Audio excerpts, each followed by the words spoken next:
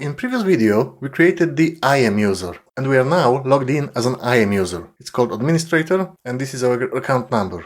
But remember when it asked if we need console access? This is the AWS console, and it asked us if we want to access it at all. This at first sight might look ridiculous, because somebody would say, of course we want access to that, yes? But not every user will need this access, because AWS also has a programmatic access, and everything we can do here, we can also do programmatically from some remote location. And instead of trying to explain that, let me just show you. Simply, that's the easiest way. So let's go back to our IAM console. IAM, not IAM. Let's go to that IAM where we created our user. And as I said, it's also recommended to add MFA for the IAM users, not only for root user. But let me concentrate on something else, because what I wanted to show you is if we go to those users, maybe I will click here, doesn't really matter where, if here or there. So this is our user, it's called administrator. Let's click on that. And what we need now is security credentials. Let's click security credentials and then scroll down. And here what we're interested in is access keys. These are those programmatic access keys I was talking about. So let's click Create Access Key. We've got quite a choice, but we want really the first one, command line interface, because that's where I will want to connect to my AWS account from remote server or laptop or whatever. So that's it.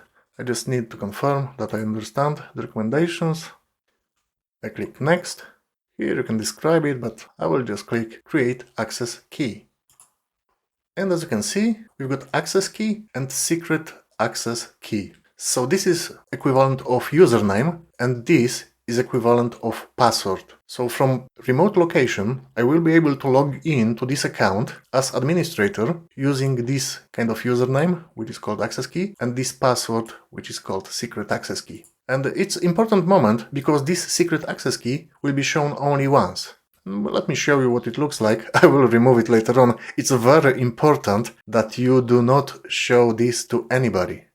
As I said, this is equivalent to your username and password, so if anybody can see that, they will be able to log on to your AWS account using those credentials. So be careful with that. I will remove them before this video is published. But what we can also do here is download the CSV file. I will click that. This will be, as you can see, administrator credentials. No, sorry, that was for previous video. Administrator access keys is the one that we are downloading now. So we will have that information in that file. So that's it. Let me minimize that and let me open the terminal. So this is my laptop, yes? I'm at home. It can be your PC, your laptop, or some other server somewhere. How can I now access that AWS account from here? So what I need is AWS CLI, it's called. Okay, we need AWS CLI, but if you type, for example, AWS version, there's a very slim chance you already have AWS CLI installed. We usually have to install it first and configure it. So let's do it now. Let me just go back to our browser and let's Google how to install AWS CLI. And now I am on Ubuntu, but you might Google for any operating system you are on. So let's check that first link. Let's scroll down. Here we've got the instructions. So if you're on Windows, you would use this. For macOS that, but I'm on Linux, as I said.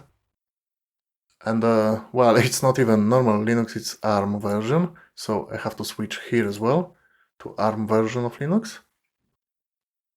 And what I really need is to just copy those commands. So I can click those two squares.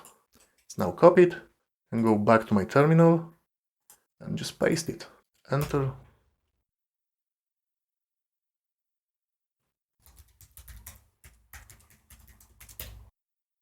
And that's it. So now, maybe let's clear it. So now, if I type again AWS version, as you can see, now I've got it available.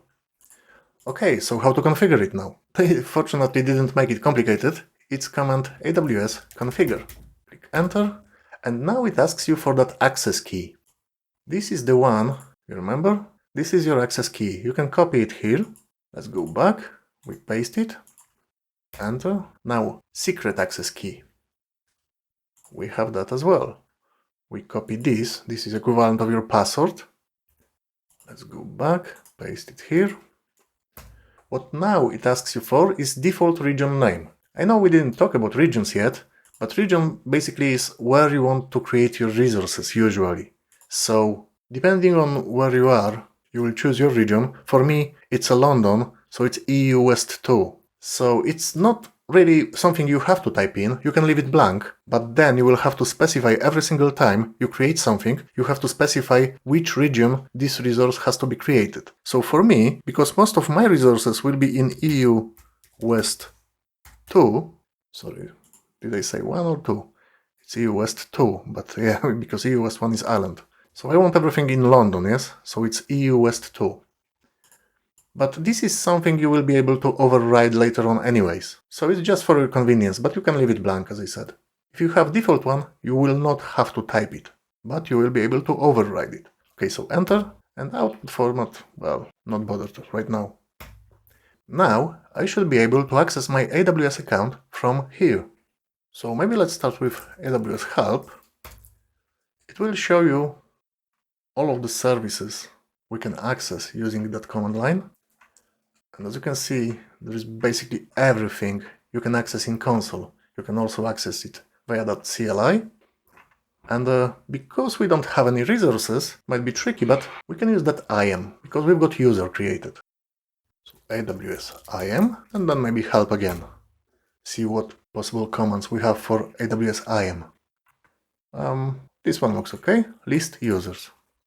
Okay, so list users. See what we've got here.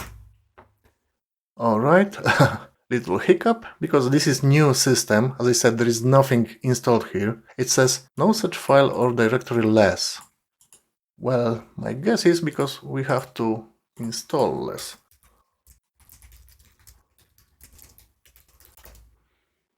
Okay. Sudo apt install less.